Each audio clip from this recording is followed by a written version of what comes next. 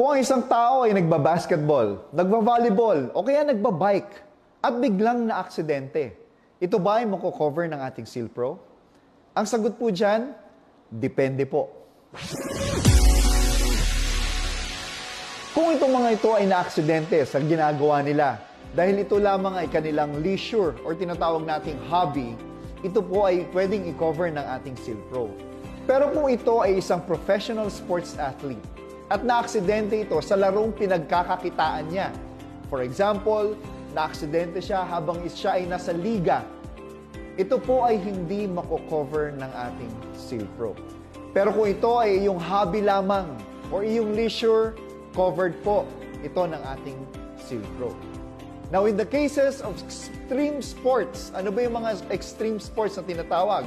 Examples, skateboarding, water ski, motocross, at iba-iba pang mga extreme sports.